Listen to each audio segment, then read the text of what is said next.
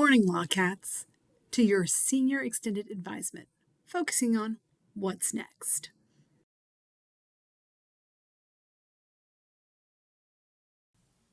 Before we move on, we want to remind you about your senior meeting. Most were conducted in the fall with your counselor. However, if you've not had a senior meeting, or if you have questions about college or career planning, go ahead and give us a shout. Schedule to meet with your counselor now. Remember, you have us until the minute you walk across that stage at graduation. Appointments can be made online via the school counseling website or just by stopping by the counseling officer suite and completing an appointment card.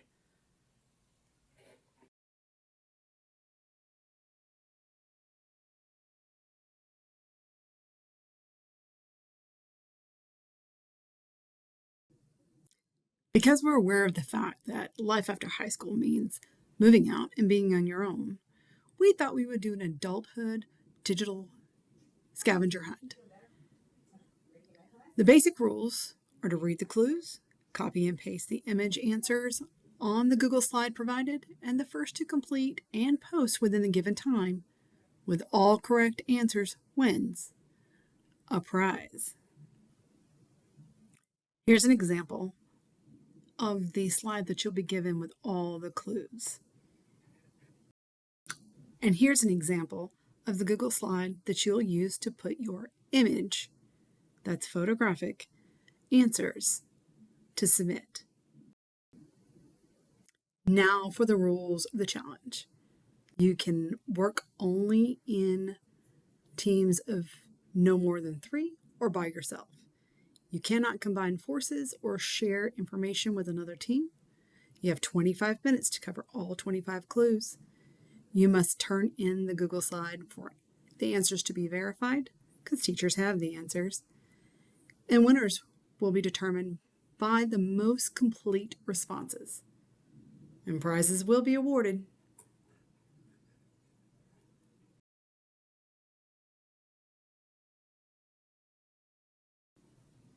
Your time starts now.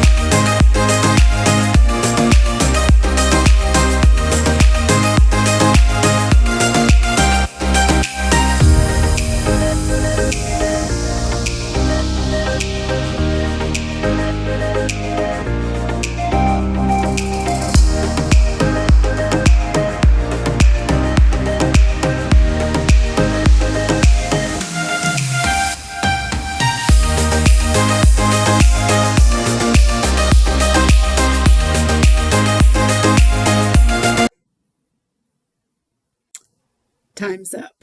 Teachers, share the answers with the class. Winners, congratulations, and I hope you had fun. We're going to move on to something a little different. The following will be an excerpt from the 2014 University of Texas graduation speech. Pay close attention to what the guest speaker has to say about change.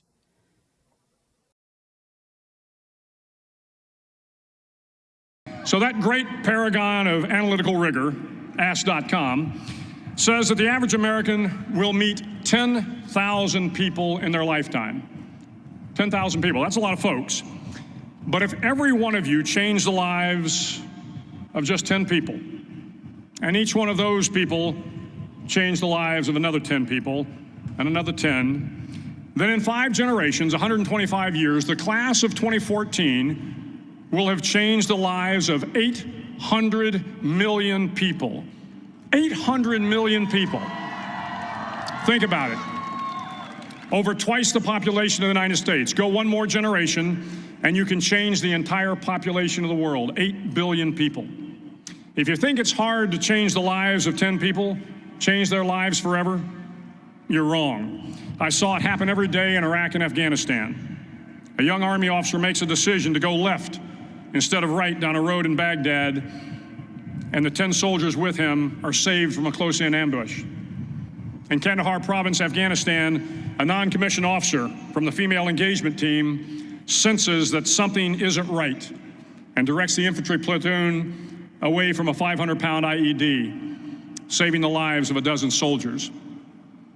But if you think about it, not only were those soldiers saved by the decisions of one person, but their children were saved, and their children's children. Generations were saved by one decision, one person.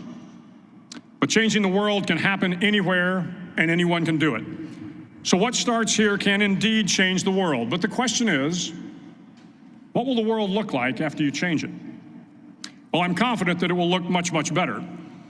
But if you'll humor this old sailor for just a moment, I have a few suggestions that may help you on your way to a better world. And while these lessons were learned during my time in the military, I can assure you that it matters not whether you ever served a day in uniform. It matters not your gender, your ethnic or religious background, your orientation, or your social status. Our struggles in this world are similar, and the lessons to overcome those struggles and to move forward, changing ourselves and changing the world around us, will apply equally to all. I've been a Navy SEAL for 36 years, but it all began when I left UT for basic SEAL training in Coronado, California. Basic SEAL training is 6 months of long, torturous runs in the soft sand, midnight swims in the cold water off San Diego, obstacle courses, unending calisthenics, days without sleep, and always being cold, wet, and miserable. It is 6 months of being constantly harassed by professionally trained warriors who seek to find the weak of mind and body and eliminate them from ever becoming a Navy SEAL. But the training also seeks to find those students who can lead in an environment of constant stress, chaos, failure, and hardships. To me, basic SEAL training was a lifetime of challenges crammed into 6 months. So here are the 10 lessons I learned from basic SEAL training that hopefully will be of value to you as you move forward in life. Every morning in SEAL training, my instructors, who at the time were all Vietnam veterans, would show up in my barracks room, and the first thing they'd do was inspect my bed. If you did it right, the corners would be square, the covers would be pulled tight, the pillow centered just under the headboard, and the extra blanket folded neatly at the foot of the rack. It was a simple task, mundane at best, but every morning we were required to make our bed to perfection. It seemed a little ridiculous at the time, particularly in light of the fact that we were aspiring to be real warriors, tough, battle-hardened SEALs.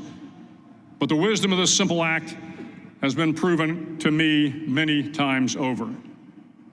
If you make your bed every morning, you will have accomplished the first task of the day. It will give you a small sense of pride, and it will encourage you to do another task, and another, and another. And by the end of the day, that one task completed will have turned into many tasks completed. Making your bed will also reinforce the fact that the little things in life matter. If you can't do the little things right, you'll never be able to do the big things right. And if by chance you have a miserable day, you will come home to a bed that is made, that you made. And a made bed gives you encouragement that tomorrow will be better. So if you want to change the world, start off by making your bed. During SEAL training, the students are all broken down into boat crews. Each crew is 7 students, 3 on each side of a small rubber boat, and 1 coxswain to help guide the dinghy. Every day, your boat crew forms up on the beach and is instructed to get through the surf zone and paddle several miles down the coast. In the winter, the surf off San Diego can get to be 8 to 10 feet high, and it is exceedingly difficult to paddle through the plunging surf unless everyone digs in. Every paddle must be synchronized to the stroke count of the coxswain. Everyone must exert equal effort, or the boat will turn against the wave and be unceremoniously dumped back on the beach. For the boat to make it to its destination, everyone must paddle. You can't change the world alone. You will need some help. And to truly get from your starting point to your destination takes friends, colleagues, the goodwill of strangers, and a strong coxswain to guide you. If you want to change the world, find someone to help you paddle. Over a few weeks of difficult training, my SEAL class, which started with 150 men, was down to just 42. There were now 6 boat crews of 7 men each. I was in the boat with the tall guys, but the best boat crew we had was made up of the little guys, the Munchkin crew, we called them. No one was over 5'5". The Munchkin boat crew had 1 American Indian, 1 African American, 1 Polish American, 1 Greek American, 1 Italian American, and 2 tough kids from the Midwest. They out-paddled, outran, and outswam all the other boat crews. The big men in the other boat crews would always make good-natured fun of the tiny little flippers the Munchkins put on their tiny little feet prior to every swim. But somehow these little guys from every corner of the nation and the world always had the last laugh, swimming faster than everyone and reaching the shore long before the rest of us. SEAL training was a great equalizer. Nothing mattered but your will to succeed, not your color, not your ethnic background, not your education, not your social status. If you want to change the world, measure a person by the size of their heart, not by the size of their flippers. Several times a week, the instructors would line up the class and do a uniform inspection. It was exceptionally thorough. Your hat had to be perfectly starched, your uniform immaculately pressed, your belt buckle shiny and void of any smudges. But it seemed that no matter how much effort you put into starching your hat or pressing your uniform or polishing your belt buckle, it just wasn't good enough. The instructors would find something wrong. For failing the uniform inspection, the student had to run, fully clothed, into the surf zone, then wet from head to toe, roll around on the beach until every part of your body was covered with sand. The effect was known as a sugar cookie. You stayed in the uniform the rest of the day, cold, wet, and sandy. There were many a student who just couldn't accept the fact that all their efforts were in vain, that no matter how hard they tried to get the uniform right, it went unappreciated. Those students didn't make it through training. Those students didn't understand the purpose of the drill. You were never going to succeed. You were never going to have a perfect uniform. The instructors weren't going to allow it. Sometimes, no matter how well you prepare or how well you perform, you still end up as a sugar cookie. It's just the way life is sometimes. If you want to change the world, get over being a sugar cookie and keep moving forward. Every day during training, you were challenged with multiple physical events: long runs, long swims, obstacle courses, hours of calisthenics, something designed to test your mettle. Every event had standards, times you had to meet. If you failed to meet those times, those standards, your name was posted on a list, and at the end of the day, those on the list were invited to a circus. A circus was 2 hours of additional calisthenics, designed to wear you down, to break your spirit, to force you to quit. No one wanted a circus. A circus meant that for that day, you didn't measure up. A circus meant more fatigue, and more fatigue meant that the following day would be more difficult, and more circuses were likely. But at some time during SEAL training, everyone made the circus list. But an interesting thing happened to those who were constantly on the list.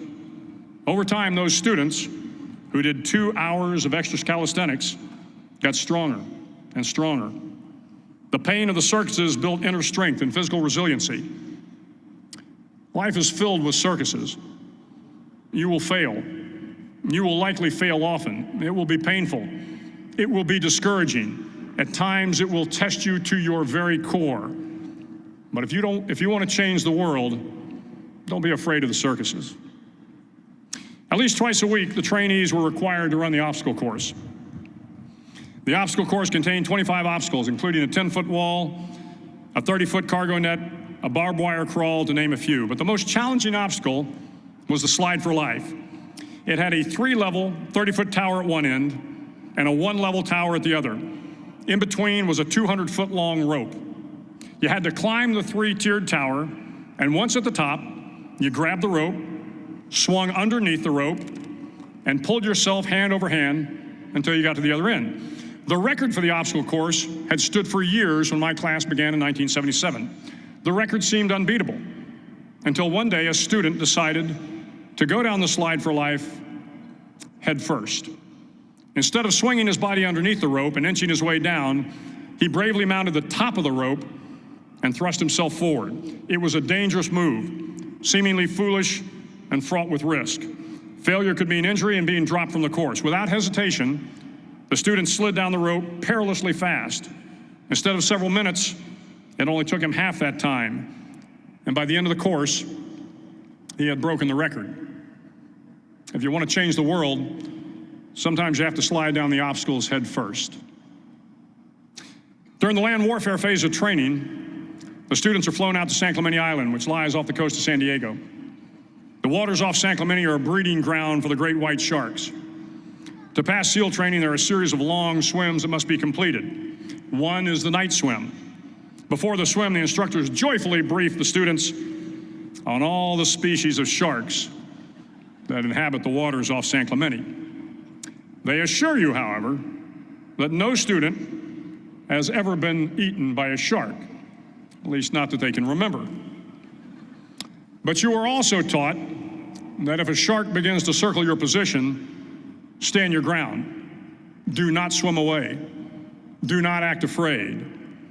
And if the shark, hungry for a midnight snack, darts towards you, then summons up all your strength and punch him in the snout, and he will turn and swim away.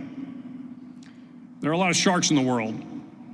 If you hope to complete the swim, you will have to deal with them. So if you want to change the world, don't back down from the sharks. As Navy SEALs, one of our jobs is to conduct underwater attacks against enemy shipping. We practice this technique extensively during training. The ship attack mission is where a pair of SEAL divers is dropped off outside an enemy harbor and then swims well over 2 miles underwater, using nothing but a depth gauge and a compass to get to the target. During the entire swim, even well below the surface, there is some light that comes through. It is comforting to know that there is open water above you. But as you approach the ship, which is tied to a pier, the light begins to fade. The steel structure of the ship blocks the moonlight. It blocks the surrounding street lamps. It blocks all ambient light. To be successful in your mission, you have to swim under the ship and find the keel, the center line, and the deepest part of the ship. This is your objective. But the keel is also the darkest part of the ship, where you cannot see your hand in front of your face, where the noise from the ship's machinery is deafening, and where it gets to be easily disoriented, and you can fail. Every SEAL knows that under the keel, at that darkest moment of the mission, is a time when you need to be calm, when you must be calm, when you must be composed, when all your tactical skills, your physical power, and your inner strength must be brought to bear. If you want to change the world, you must be your very best in the darkest moments. The 9th week of training is referred to as Hell Week. It is 6 days of no sleep, constant physical and mental harassment, and one special day at the mud flats. The mudflats are an area between San Diego and Tijuana where the water runs off and creates the Tijuana Sloughs, a swampy patch of terrain where the mud will engulf you. It is on Wednesday of Hell Week that you paddle down to the mudflats and spend the next 15 hours trying to survive this freezing cold, the howling wind, and the incessant pressure to quit from the instructors. As the sun began to set that Wednesday evening, my training class, having committed some egregious infraction of the rules, was ordered into the mud. The mud consumed each man till there was nothing visible but our heads. The instructors told us we could leave the mud if only 5 men would quit. Only 5 men, just 5 men, and we could get out of the oppressive cold. Looking around the mud flat, it was apparent that some students were about to give up. It was still over 8 hours till the sun came up. 8 more hours of bone-chilling cold. The chattering teeth and the shivering moans of the trainees were so loud, it was hard to hear anything. And then one voice began to echo through the night. One voice raised in song. The song was terribly out of tune, but sung with great enthusiasm. One voice became 2, and 2 became 3, and before long, everyone in the class was singing.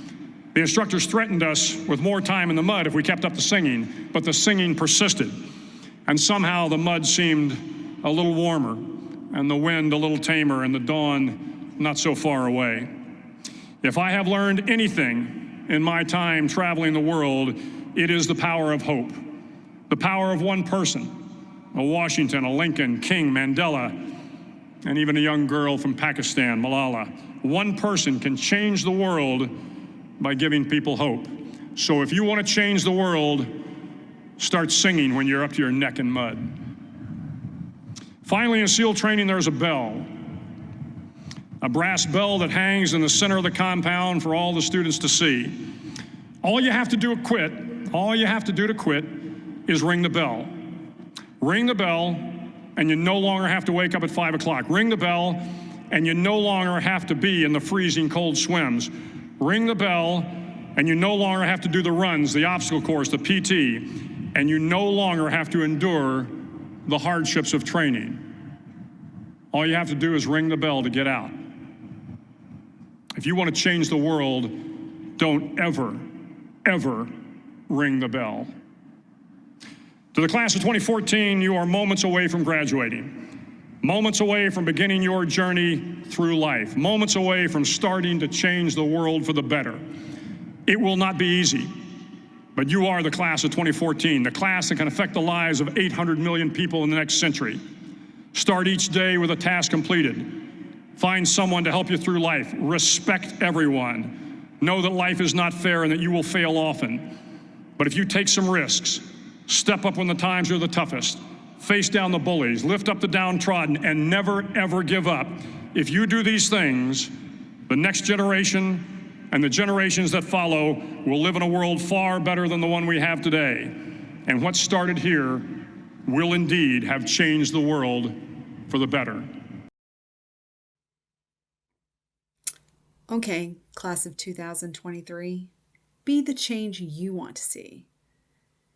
2014 had nothing on you.